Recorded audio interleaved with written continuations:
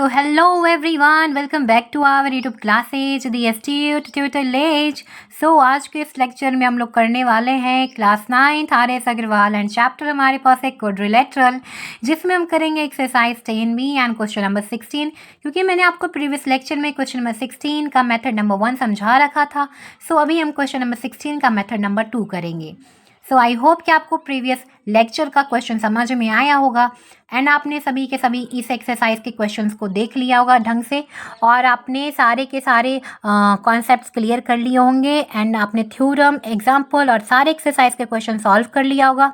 अगर नहीं किया है तो डिस्क्रिप्शन बॉक्स में मैंने प्लेलिस्ट का लिंक दे दिया है, फटाफट से जाके वहाँ से देख लो और अपने डाउट्स को क्लियर कर लो।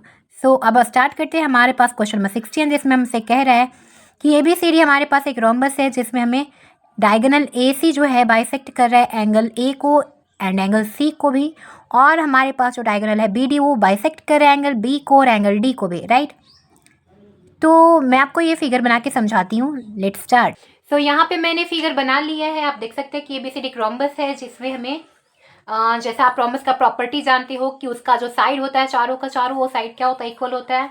तो AB equal to BC equal to CD equal to DA मैंने यहाँ पे लिख दिया है। एंड अभी आपको क्या करना है, सबसे पहले कि यहाँ से ही स्टार्ट करोगे आप इन ट्राइंगल, आप किसी एक ट्रायंगल में चले जाओ। ये मेथड नंबर 2 है जैसा मैंने आपको बताया है। मेथड नंबर 1 मैंने आपको समझा दिया है, जिसको हम लोगों ने क्या किया था, कॉन्ग्रुएंट करके उस कॉन्ग्रुएंसी के मेथड से किया था। सो मेथड नंबर 2 में मैं आपको बता दूं सबसे पहले कि जो ट्रायंगल है आपके पास ABC, आपको उसमें जाना है। तो यहाँ पे जैसे ही आप जाओगे तो आपको मिलेगा क्या कि ABC ट्रायंगल में हमारे पास जो साइड है AB वो BC के क्या है, इक्वल है। कहाँ से भाई, तो प्रॉपर्टी है ना रोम्बस का कि side of rhombus are equal, right.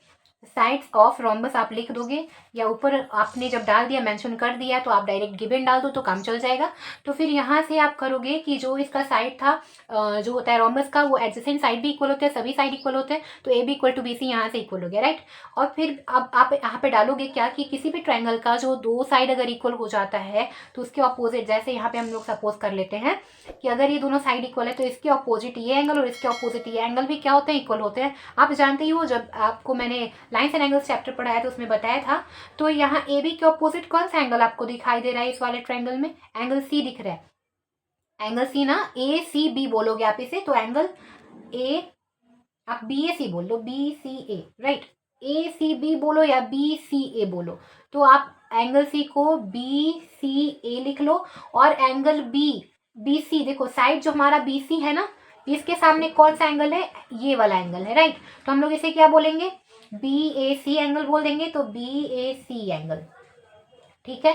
तो यहाँ पे रीजन क्या डालेंगे, तो डालोगे angles opposite to equal side, to equal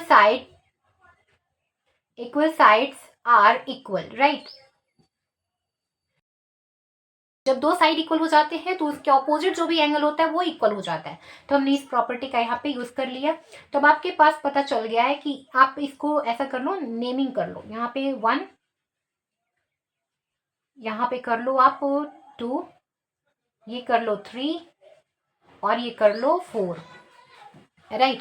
तो ऐसे आप इस वाले, जैसे आपने इस वाले ट्रायंगल में आप गए तो आप यहाँ पे लिख दोगे कि एंगल 1 जो है एंगल 2 के क्या है, इक्वल है। तो हमने यहाँ पे इसे क्वेश्चन नंबर 1 सपोज कर लिया, राइट। अब हम आगे जाएंगे। आगे आप ऐसे ही सिमिलरली आप ट्रायंगल ADC में जाओगे। इन ट्रायंगल, यहाँ पे आप जाओगे इन ट्रायंगल ADC, तो ADC ट्रायंगल में जाओगे तो सेम चीज AD इक्वल टू DC के इक्वल हो जाएगा, AD is equal to DC। तो यहाँ पे रीजन वही है, sides of rhombus, right. Sides of rhombus are equal. तो आप इतना भी बस लिख दोगे ना तो वो काम चल जाएगा, तो वो समझ जाएगा। तो यहाँ पे अभी इसके ऑपोजिट जो भी एंगल है, AD के ऑपोजिट कौन सा एंगल है, एंगल देखो मैंने यहाँ पे नेम डाल दिया है, 4 कर दिया ताकि आपको ये पूरा नाम ना लिखना पड़े, फिर भी मैं आपके लिए लिख दूं। Angle DCA is equal to angle DC के ऑपोजिट कौन सा एंगल है, ये वाला। तो हम इसे लिखेंगे एंगल DAC। रीजन क्या डालोगे, वही angles opposite to equal sides are equal. Equal side के ऑपोजिट जो भी एंगल होता है वो क्या हो जाता है, इक्वल हो जाता है, ठीक है। तो अपने यहाँ पे रीजन डाल दिया, अब इनका नाम लिख लो कि इसका नाम क्या है, DCA का एंगल 4 एंड इसका एंगल 3। तो यहाँ पे हम इसे इक्वेशन नंबर सेकेंड यूज करते हैं। अब फ्रॉम इक्वेशन 1 एंड 2 आप यहाँ पे लिखोगे फ्रॉम इक्वेशन 1 एंड 2 आपको क्या मिलता है।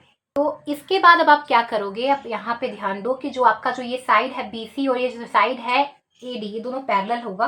तो आप लिखोगे क्या कि जो BC पैरेलल है वो किसके है, DA के है, एंड AC इज ट्रांसवर्सल। अच्छा, हमने ऐसा क्यों किया, क्योंकि देखो जो रोम्बस होता है ना उसके ऑपोजिट साइड क्या होते हैं, पैरेलल होते हैं, राइट। इसीलिए हमने यहाँ पे बोला कि BC और क्या हो जाएगा, DA पैरेलल है।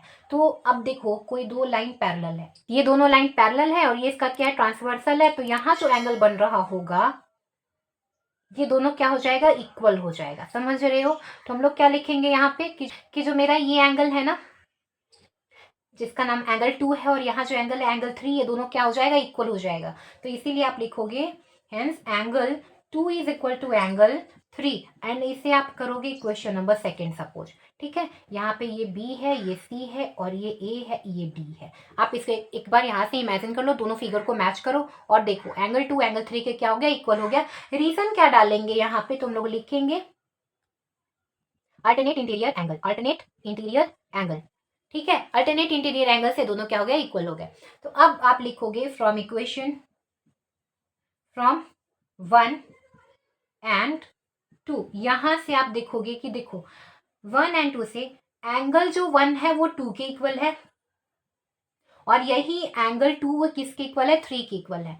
मतलब एंगल 2 1 के भी इक्वल है और 3 के भी इक्वल है। इसीलिए एंगल 1 जो होगा वो 3 के क्या हो जाएगा, इक्वल हो जाएगा, क्योंकि ये दोनों ही जो एंगल है किसके इक्वल है, एंगल 2 के इक्वल है, राइट। तो इसका मतलब क्या हो गया कि जो ये AC है ना, AC बाइसेक्ट एंगल A, ये AC क्या कर रहा है, एंगल A को बाइसेक्ट कर रहा है, क्योंकि 1 एंड 3 किसके एंगल है, एंगल A के ही एंगल हैं। और ये दोनों जो हमारा AC हो गया वो एंगल A को बाइसेक्ट कर दिया। तो ऐसे ही हम लोग क्या करेंगे, तो यहाँ पे हम लोग लिखेंगे नाउ। अब आपको यहाँ पे दिख रहा होगा कि जो यहाँ पे जो आपका साइड है DC पैरेलल है किसके, BA के पैरेलल है एंड AC बाइसेक्ट। अब ध्यान से देखो जो यहाँ पे जो साइड है DC वो पैरेलल है किसके, AB के या BA बोल लो, और ये जो AC है उसको क्या कर रहा है, बाइसेक्ट कर रहा है। तो ये दोनों एंगल क्या हो जाने चाहिए, इक्वल हो जाने चाहिए। तो ये कौन सा एंगल है, एंगल 4 है और ये कौन सा एंगल है, एंगल 1 है। तो कैसे इक्वल हो जाएगा, तो क्योंकि ये इक्वल होगा ऑल्टरनेट इंटीरियर एंगल के कारण। ठीक है, दो पैरेलल लाइन है, ट्रांसवर्सल है, तो ऑल्टरनेट फॉर्म कर रहा है। अच्छा, पैरेलल कैसे हो गया, तो रोम्बस का जो ऑपोजिट साइड होता है वो क्या होता है, पैरेलल होता है, राइट। तो आप यहाँ पे लिखोगे कि जो एंगल हमारा 1 है वो किसके इक्वल हो गया, एंगल 4 के इक्वल हो गया। इसे आप सपोज करोगे क्वेश्चन नंबर 3। रीजन क्या डालेंगे, रीजन डालेंगे alternate interior angle, alternate interior angle के कारण क्या हो गया, ये इक्वल हो गया। तो यहाँ पे देखो जो एंगल इक्वेशन नंबर 1 है वो कह रहा है कि एंगल 1 किसके इक्वल है, 2 के इक्वल है, और एंगल इक्वेशन 3 क्या कह रहा है, यही एंगल 1 एंगल 4 के इक्वल है। मतलब एंगल 2 जो होगा एंगल 4 के इक्वल होगा। क्यों, क्योंकि दोनों ही किसके इक्वल हैं, एंगल 1 के इक्वल है। ठीक है, इसलिए दोनों आपस में क्या होंगे, इक्वल हो जाएंगे। तो हम लोग यहाँ से बोलेंगे कि हमारे पास जो दिस इम्प्लाइज की जो AC होगा बाइसेक्ट एंगल C, AC क्या करेगा, एंगल C को बाइसेक्ट करेगा। तो अब ये जो होगा विच मीन्स कि AC bisect angle A as well as angle C, right. कि जो हमारा AC है वो एंगल A को बाइसेक्ट करेगा और साथ में ही एंगल C को भी बाइसेक्ट करेगा। और ऐसे ही आप सिमिलरली करोगे इन ट्रायंगल ADC में जाके सारा प्रोसेस सेम टू सेम, ये पूरा प्रोसेस आपको करना है। इससे ये प्रूफ हो जाएगा कि जो BD होगा वो बाइसेक्ट करेगा एंगल B और एंगल D को।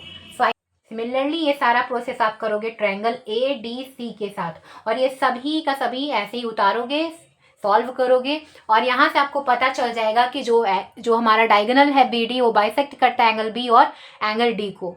AC bisect angle A as well as angle C and BD bisect and BD bisect angle B as well as angle D, hence proved। और ये आप इस प्रोसेस को कंप्लीट कर लोगे, राइट। सिमिलरली का यूज करके AD से ट्रायंगल के साथ इस प्रोसेस को कंप्लीट कर लोगे, फाइनली आपको ये मिल जाएगा। सो आई होप कि आपको मेथड नंबर 2 समझ में आया होगा। So thanks for watching, keep learning with the STU tutorial as.